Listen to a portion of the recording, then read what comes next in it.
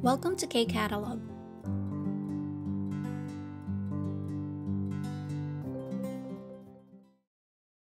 Level 4, Unit 2 na tayo. Textbook page 24 to page 26. Title ng Unit 2 natin, 가족의 변화. Changes in the family. So, ano yung mga pagbabago na meron when it comes sa form ng family? Okay, so dito, we have yung picture or family picture. Okay, tapos yung question, yung first question. 이 가족은 어떻게 이루어져 있어요? Ano ibig sabihin nun? What is this family made up of? Or sino-sino yung bumubuo sa family na to, yung nasa picture. So we have 할아버지, 할머니, 아빠, 엄마와 자녀들. Okay, so yung mga kids, no, or children, 자녀. So we can answer number 1 question like this. 이 가족은 할아버지, 할머니, 아빠, 엄마와 자녀들이 있어요. Okay? Dito tayo sa second question.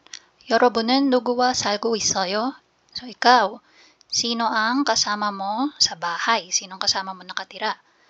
And then, 고향에서는 누구와 살았어요? So, nung nandun ka pa sa iyong kinalakihang lugar, sino naman yung mga kasama mo? Okay? So, it's simply asking, sino-sino kayo sa family, no? Na magkakasama sa bahay. So, ako sasagutin ko to. So, this one, case by case, no? So, 저는. So, this time, kasama ko yung aking husband and daughter. So, 저는 남편하고 딸과 같이 살고 있어요. Tapos yung follow-up question, 고향에서는 누구와 살았어요? 고향에서는 엄마, 아빠, or we can just simply say 부모님. 부모님과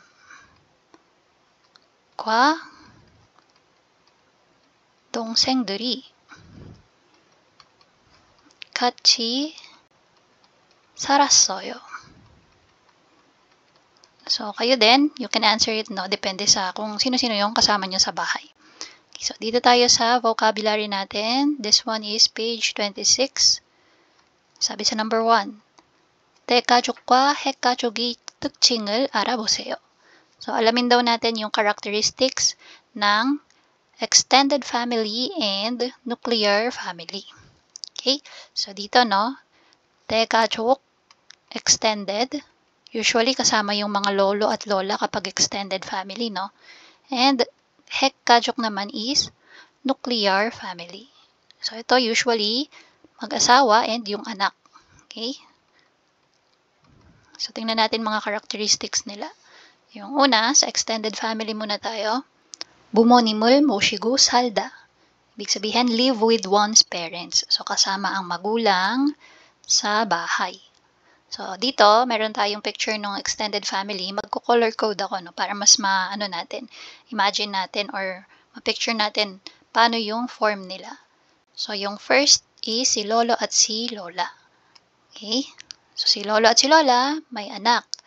Okay? Kunyari, ang anak ni lolo at lola is si mami. Okay? So, si mami, married kay daddy. Kasama ni mami ang magulang niya. Okay? Mga magulang niya. Tapos, nagkaroon na ng anak din si mami at daddy. So, kunyari, ang mga anak ni mami at daddy is ito. Babae at saka lalaki. And then, si Samchon. Yan, tatlo kunwari, no? Yung isa, hindi pa married. Ginawa ng kwento. Pero, ayan, sige. Married. Okay? So, silang tatlo na mga anak ni mami at daddy, kasama nila yung parents nila. Okay? Yan. Kasama nila yung kanilang parents na nakatira. Tapos, itong isa sa mga anak ni mami at daddy, nagkaroon na rin ng anak. Okay? At itong anak na to, kasama pa rin ang parents. Okay? So, yun yung sinasabing setup dito na magkakasama ang mga magulang at yung anak. Next. 여러 세대가 함께 살다. Sabi, multiple generations live together. So, sa picture na to, 4 na generation ang meron tayo. So, yung una, si lolo at si lola. Next, si mommy at si daddy. yung mga anak ni mommy at daddy, and yung apo na ni mommy at daddy, no, or apo sa tuhod ni lolo at lola. So, 4. Next, 가족 간이 유대가 깊다. So, 가족 간이 유대가 깊다, ibig sabihin yan, yung bonding between family members is malalim.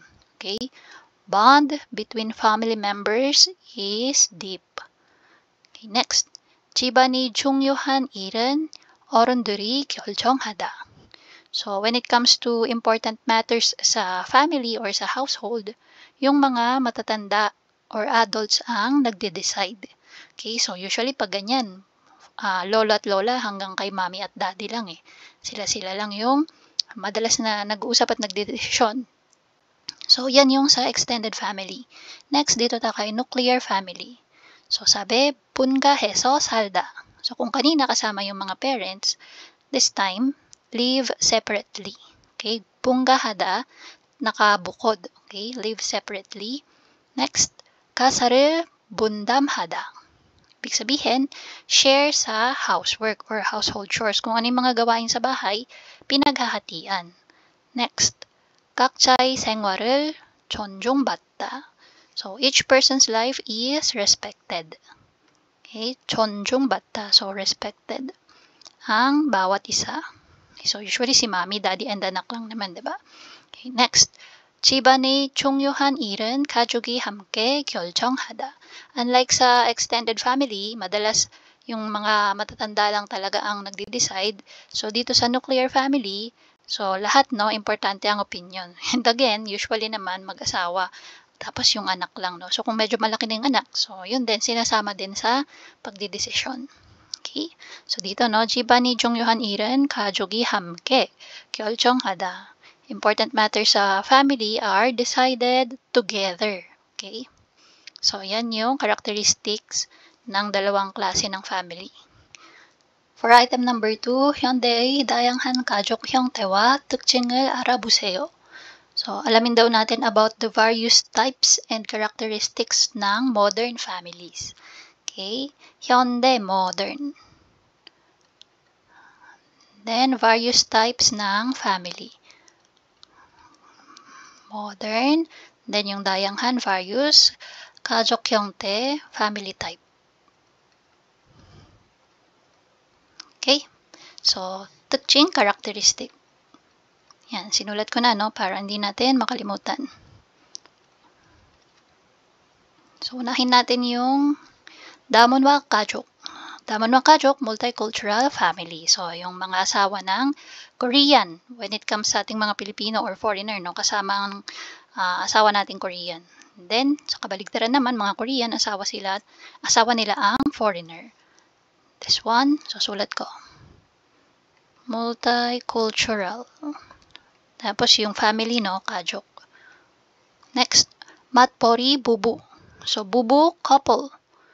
And then, 맞벌이, earning, no. So, may trabaho pareho yung mag-asawa. So, pareho silang kumikita ng pera. Dual income. Household or couple, pwede din, no. Yan. Next, 1인 가구. So, pag 1인, isa lang. So, si ate, isa lang siya, no. So, single person household.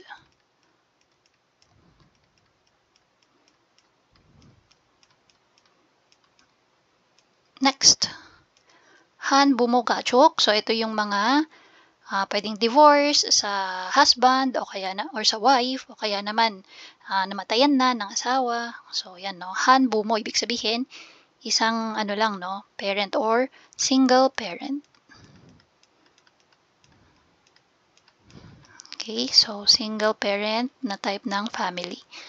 Next, 주말 부부. So again, bubu, couple. 주말, weekend. So bakit weekend couple? Kasi yung isa nakatira sa malayo.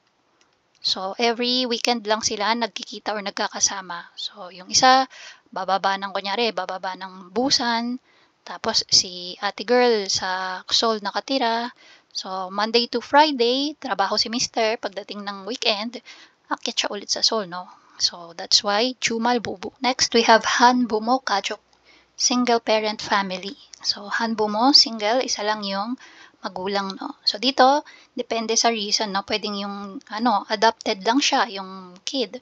O kaya naman, divorce yung parents. O kaya, namatay na yung isa sa parents. So, maraming reason bakit pwedeng maging single parent family. So, sulat ko dito, single parent family. Next one, Jumal Bubu. So, Jumal weekend. And then Bubu couple. So, weekend couple. Bakit weekend couple? So, yung isa, kailangang magstay sa pinagtatrabahuhan.